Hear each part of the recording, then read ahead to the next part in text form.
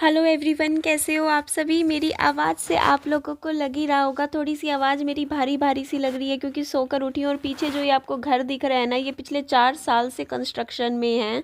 और मैं भी देख रही थी कि फाइनली ये घर बन ख़त्म मतलब बन के तैयार हो ही गया है ऑलमोस्ट, क्योंकि बहुत ही बढ़िया घर है। उसके बाद मैं आ गई थी यहाँ पार्क में। विहान की ट्यूशन थी 4 से 6 बजे की, और अब थोड़ा सा ना दिन खुल गया है। पहले सर्दियों में तो बिल्कुल अंधेरा हो जाता था। विहान को ट्यूशन से लेकर आती थी ना 6 बजे, तो रात हो रही होती थी। बट अब तो दिन 7 बजे तक मतलब अंधेरा होता है, तो अच्छा है। तो विहान को यहाँ पार्क में ले आई थी। ठंड भी अब इतनी नहीं है, कम ही है ही नहीं, ना के बराबर है बस। फिर यहाँ पे मैं लेकर आई थी, अपने हाथ में थे मेरे अंडे, 2 उबले हुए अंडे लेकर आई थी। साथ में कुछ चीकू लेकर आई थी, फ्रूट खरीद के लाई थी। और विहान को लेकर आई पार्क में कि विहान प्ले करता रहेगा और विहान को मैं खाना भी खिला दूँगी।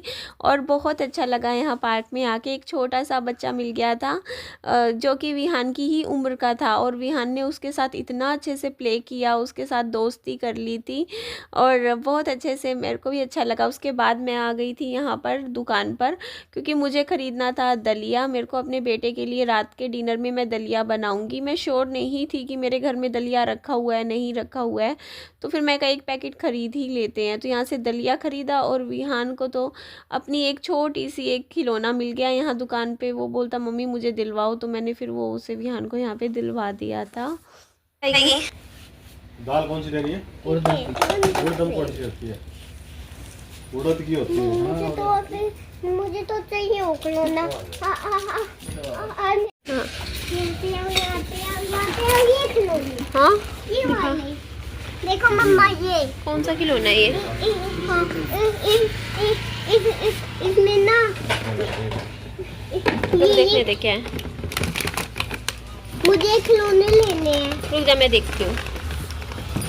मुझे इनके सारे खिलौने लेने जो अच्छा अच्छा, ये ले, ये तो निकल नहीं रखी। रुक जा मैं देख के देती हूँ। फिर जाके खाऊंगा ये देखो मैंने खिलौना लिया। मेरे पास एक गुड्डी अलमारी है, मेरे पास तो एक गुड्डी अलमारी है, और मैं फिर तोड़ दूँ। एक खा ले तो मैंने में से मम्मा इनमें से एक खा लूं।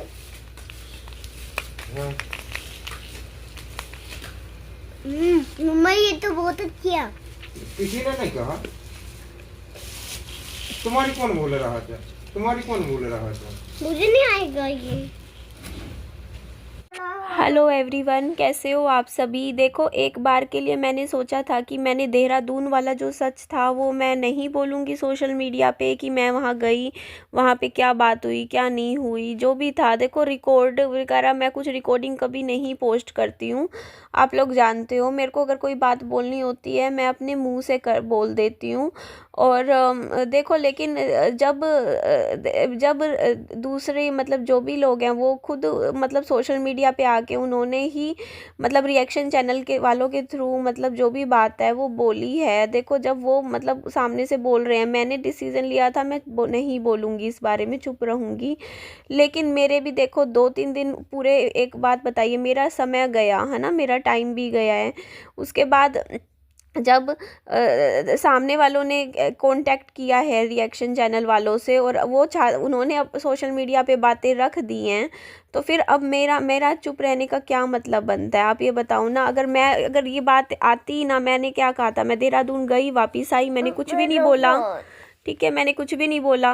मैं किसी को यहाँ नेगेटिव नहीं बोल रही हूँ, लेकिन जब अगर मैंने कुछ नहीं बोल रही थी, मैंने थंबनेल में देहरादून का सच ऐसे ज़रूर लिखा था, बट उस वीडियो में मैंने बोला था कि मैं नहीं बोल रही हूँ कुछ भी, मैं चुपचाप अपना ही काम कर रही हूँ। मैं जो था मैंने छोड़ दिया। लेकिन अब अगर एक बार बताओ, सामने वाले अगर रिएक्शन चैनल वालों के पास जाकर वहाँ अपनी बात बता रहे हैं कि वहाँ पे ये हुआ था, ये वो हुआ था, तो देखो हर एक इंसान का ना देखने का नज़रिया होता है। कोई भी कुछ भी बात होती है, जो भी होता है, तो उसका देखने का देखो 2 तरीके से 3 तरीके से नज़रिया होता है। कोई भी मतलब सीन है, जैसे घटना का कोई भी कर्म होता है, उसमें एक इंसान है वो अपनी बात अपने तरीके से बताता है जो वो उसको दिखाई देता है। दूसरा इंसान वो ही बात को दूसरे तरीके से बताता है क्योंकि उसको जो दिखाई देता है। कहते हैं ना कि जो इंसान कोई भी चीज़ है, जैसे हम एक किताब भी पढ़ते हैं, एक किताब की कोई कहानी भी होती है, हम पेपर में लिखने जाते हैं, तो हर एक इंसान अलग अलग तरीके से उस कहानी को लिखता है, क्योंकि जो उसको उसकी समझ होती है वो अपनी समझ से उतनी ही बात करता है। मैं यहाँ किसी को भी गलत सही नहीं बोल रही हूँ, लेकिन मेरे को जो बात थी, क्योंकि कई लोगों के माइंड में ये भी क्वेश्चन आ गया होगा कि देखो मैंने एक लाइव भी करी थी जो अब मेरे चैनल से हट गई है। मैंने उस लाइव को अपने चैनल से रिमूव कर दिया है, और वो लाइव मैंने अपने चैनल से क्यों हटा दी है, उसके अलावा क्या वहाँ पर देहरादून जाने के बाद क्या बात हुई थी। और सबसे पहली बात तो लोगों के दिमाग में ये क्वेश्चन है कि इतनी रात को एकदम से ऑल ऑफ अ सडन हमारे मतलब जो भी हमारे साथ हुआ वो हम देहरादून क्यों गए थे, और एक टाइम के लिए मैं सपोर्ट में उसके क्यों आई थी जो जिसके अगेंस्ट 2.5 साल से मतलब वीडियो पे वीडियो वो मेरे ऊपर वीडियो छाप रहा था, मैं उसके ऊपर वीडियो छाप रही थी। हम दोनों एक दूसरे के जब दुश्मन बने हुए थे तो एक टाइम के लिए मैं उसके सपोर्ट में क्यों आ गई थी। क्या बात थी ऐसी कि मेरे दिमाग में ऐसा लगा, या जो भी बात थी। तो अपनी एक बात क्लियर करूँगी, लेकिन हाँ मैं सिर्फ मैं ये नहीं कह रही हूँ यहाँ पे, शायद इस वीडियो में सारी बात बता पाऊँ ना बता पाऊँ, तो मैं ये नहीं कह रही हूँ यहाँ पे कि हाँ ऐसा है या ऐसा हुआ है। मैं सिर्फ वो बात बोलूँगी कि ना हाँ ये इस तरीके से ये बात हुई थी, ठीक है। मैं किसी को ये नहीं कहती कि वो सही वो गलत, क्योंकि मेरा नेचर ऐसा है। देखो मैं किसी को भी ना एक जज इंसान कई बार कर भी लेता है, ऐसी बात नहीं है कि कई बार हम किसी की सुनी सुनाई बातों पे भी भरोसा कर लेते हैं। कई बार हमें क्या होता है ना, जो कोई और कुछ बताता है तो हम उनकी बातों में आते हैं कि नहीं वो सही कह रहा है या ये ऐसा है। या कई बार हम अपना दिमाग भी यूज़ करते हैं और हमें लगता है कि हमें क्या लग रहा है और मेरे को क्या समझ में आ रहा है इन सब चीज़ों से और क्या बात है। तो सबसे पहली बात मैं आप लोगों को एक बात बता देती हूँ कि उस दिन सबसे पहला जो क्वेश्चन आप लोगों का था कि मैं देहरादून गई क्यों थी इतने टाइम। मतलब मैं गई थी, मेरे ख्याल से आप देख लो, शायद मैं 3 साल बाद देहरादून गई थी। याद करो जब आए, हाँ 3 साल तो हो गए हैं, 2.5-3 साल। और 3 साल पहले भी जब मैं देहरादून गई थी ना, तो उन्होंने एक कुत्ता पाला हुआ था, उसका नाम था स्कूबी, याद करो आप। तो वो डॉगी क्या था ना, उनको प्रॉब्लम क्रिएट कर रहा था, क्योंकि उन्होंने वो छोटा सा डॉगी पाला था। मतलब बिल्कुल ही 15-20 दिन का बच्चा लेकर आए थे, और वो हो गया था करीबन 1 साल का। और उनको क्या था कि उस टाइम जैसे हस्बैंड वाइफ नौकरी पे चले जाते थे तो पीछे कोई संभालने वाला नहीं था आप उस डॉगी को, क्योंकि घर में वो अकेला रहता था, तो वो मतलब काफ़ी नुकसान कर देता था। मतलब आप समझ सकते हो, कोई पीछे कोई संभालने वाला ना हो, और एक इंसान है वो सुबह से शाम को वापस आ रहा है, और दूसरा भी मतलब ऐसे ही आ रहा है वापस। तो इसी वजह से उनको लगा कि निधि उस कुत्ते को ज़्यादा अच्छे से संभाल सकती है, क्योंकि निधि के पास यहाँ पे अपना, क्योंकि वहाँ पे उनका कहना था कि वहाँ फ्लैट में प्रॉब्लम आ रही है कुत्ता पालने में, क्योंकि पड़ोसियों को दिक्कत आती है, क्योंकि वो भौंकता है और दिक्कतें आ रही हैं, बहुत ज़्यादा इश्यूज़ आ रही हैं और नहीं हो पा रहा मैनेज। तो उनको लगा कि हाँ निधि के घर में वो डॉगी अच्छे से पल जाएगा, क्योंकि मेरे पास था खुद का छोटा सा, मैंने फ्लैट लिया ही था उस टाइम। तो बोलते कि निधि के घर में सेफ्टी से बाहर बैठा रहेगा। लेकिन हुआ क्या कि मैं भी उनकी बातों में आके मैं ले आई, मैंने कहा चलो ठीक है। लेकिन हुआ क्या कि वो जो डॉगी जो लेकर आए थे ना, वो बहुत ही ज़्यादा पैम्पर्ड डॉगी था, क्योंकि उन्होंने 1 साल, देखो आप किस तरीके से उस कुत्ते को पाल रहे हो, वो संभलने वाला डॉगी था ही नहीं। वो एक होता है ना कि वो जो स्कूबी नाम का जो डॉगी था, वो मतलब माफ़ कीजिएगा मैं थोड़ा पीछे से आप लोगों को बताने लग रही हूँ। तो वो एक डॉगी था, जो नए लोग जुड़े हैं उनको नहीं पता, मैं लेकर आई थी, लेकिन बाद में हमने वो डॉगी कुछ महीनों बाद वापस उन्हीं के घर भेज दिया था देहरादून। फिर उन्होंने उस डॉगी को आगे किसी और को दे दिया था, उसको मतलब किसी और मालिक को दे दिया था। तो हुआ क्या था कि वो जो डॉगी था वो बहुत ही ज़्यादा, मतलब मैंने कुत्ते देखे हैं, पाले भी हैं, बहुत शांत होते हैं, वो शांत बिल्कुल भी नहीं था। वो एक ही दम से मतलब कूदता था, और एक मतलब उसका बिहेवियर ऐसा था कि पड़ोस में कोई भी हो ना उसके ऊपर छलांग लगा देता था। बहुत ही ज़्यादा ओवर एक्टिव कुत्ता था, बहुत ज़्यादा, मतलब हम लोग सच में परेशान हो गए थे। और उस टाइम मेरा बेटा बिल्कुल ही छोटा था, 1-1.5 साल का ही था। तो मेरे लिए बहुत मुश्किल हो गया था, क्योंकि मेरा मेरा काम भी ऐसा ही था कि मुझे बाहर जाना होता था। मुझे लगा था कि चलो एक शांत सा कुत्ता होगा, घर के बाहर बैठा रहेगा या अंदर भी बैठा रहे, अपना खा लिया, पी लिया, सो लिया, इस तरीके का होगा। लेकिन वो बिल्कुल इतना शरारती था ना, इतना ज़्यादा कि उसको मैनेज करना, क्योंकि देखो जिसने पाला है वो तो कर सकता है मैनेज, पर आपको कोई 1 साल का कुत्ता, पला पलाया कुत्ता पकड़ा दे और कहे कि लो अब इसे ये आपका है, तो उसे पालना बड़ा मुश्किल, क्योंकि वो आपके साथ अटैच भी नहीं है, इतनी जल्दी लगाव भी नहीं होता डॉगी का आपसे। तो वहाँ बड़ी दिक्कत आ रही थी उसके साथ। तो फिर फिर जब पड़ोसियों से हमारे क्या हुआ कि पड़ोसी आ जाते थे हर दूसरे तीसरे दिन, क्योंकि वो कुछ ना कुछ शरारत कर देता था।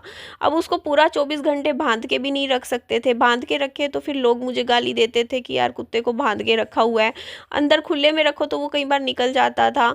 और फिर दिक्कत ये कि जब बाहर जाता तो कभी किसी का कोई गमला तोड़ देता था, या कभी किसी की मिट्टी खराब कर देता था, या कभी किसी के घर के बाहर पोटी कर देता, तो पड़ोसी मेरे से लड़ने आ जाते। तो वही प्रॉब्लम जो उनको देहरादून में हो रही थी कि पड़ोसी आ जाते थे उस कुत्ते के लिए, तो वही दिक्कत मेरे को हो रही थी, यहाँ पे होने लग गई थी। क्योंकि बार बार कभी मान लो इतना आप परेशान हो जाते हो कि हर दूसरे दिन पड़ोसी आके आपके घर पे खड़े हो जाए कुत्ते की वजह से, कि कुत्ते ने ये कर दिया वो कर दिया, तो भाई मेरे से बिल्कुल मैं परेशान हो गई थी। तो फिर मैंने हाथ जोड़ लिए, मैंने कहा देखो नहीं हो पा रहा है, इसको तुम ले लो वापस, क्योंकि देखो तुम्हारा डॉगी है, अब तुम्हें, मैंने करीबन उसको 6-7 महीने रखा था अपने घर पे, लेकिन फिर नहीं, बिल्कुल भी नहीं हो पा रहा था। बार बार बाहर के कुत्ते ना उसको आके काट लेते थे, तो फिर बार बार मेरे भी पैसे लगते थे बहुत ज़्यादा, क्योंकि उसको फिर इंजेक्शंस लगवाने, उसको घर पे फिर बुला के, फिर मैं डॉक्टर्स को बुला के, फिर वो कह रही हूँ स्कूबी को मैं रेबीज़ के इंजेक्शंस लगवाती थी बार बार, क्योंकि बाहर के कुत्ते ने काट लिया और कल को सेफ्टी के लिए, क्योंकि मेरा भी बच्चा रहता है, तो इस वजह से। और वो बहुत ही खर्चा हो रहा था उसके ऊपर मेरा बहुत ज़्यादा, क्योंकि आप खुद सोचिए वो डॉगी मतलब पालतू कुत्ता था, तो वो घर की रोटी पसंद नहीं करता था, एक तो वो दूसरी उसका खाना भी अलग होता था, ऊपर से उसका फिर उसका मेन तो ये था कि डॉक्टरों के पास हर मतलब 2-3 महीने में कभी इंजेक्शन लगवाने, कभी टीके कर लगवाने।